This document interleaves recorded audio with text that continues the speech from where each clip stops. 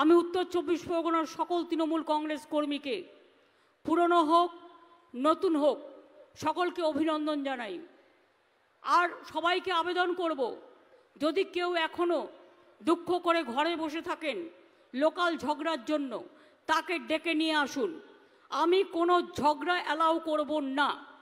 আমাকে 365 দিন কাজ করে যেতে হয় মানুষের জন্য। আর কেউ যদি লোকালি ভাবেন আমি বড় নেতা হয়ে গেছি, পার্টিটাকে না ভালোবেসে নিজেকে ভালোবাসবো, সেটা হবে না, সেটা করা যাবে না। তৃণমূলের কাজ হচ্ছে নিজেকে সেবা করা নয়, মানুষের সেবা করা। তৃণমূল কংগ্রেস পরিবার হচ্ছে মানুষের পরিবার, এটা মাথায় রাখতে হবে। আমি বড় তাই আর একজনকে পাত্তা দিলাম না, এটা সংগঠনের কাজ নয়। মনে রাখবেন, ছোট বড় কেউ নিজে ঠিক করে না।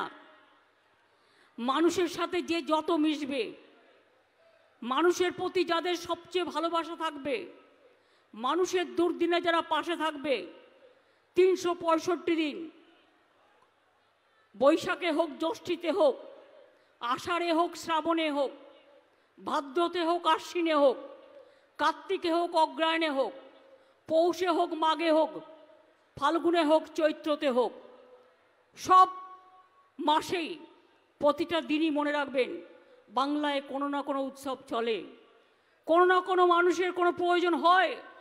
আমি তো তাও দুয়ারে সরকার করে অনেক কাজ করেছি, কিন্তু গ্রাম সভায় যারা আছেন, পঞ্চায়েত সমিতিতে যারা আছেন, জেলা পরিষদে যাদের আছেন, তাদের বলবো কাজগুলোকে ত্বরান্বিত করুন।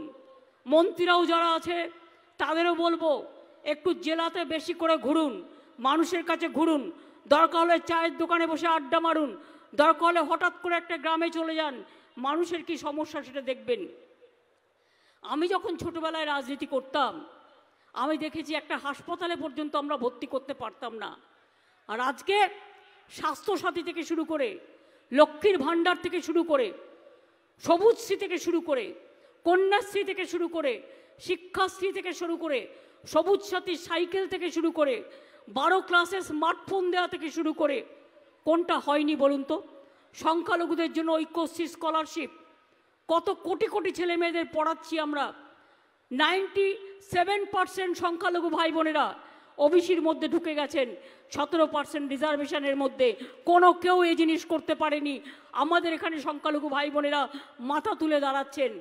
তপশিলি ভাই বোনেরা আজকে শিক্ষাশ্রীর প্রকল্পের দ্বারা উন্নতি হচ্ছেন, তারা তপশিলি বন্ধু পেনশন পাচ্ছেন, আদিবাসীরা জয় জোহর পেনশন পাচ্ছেন।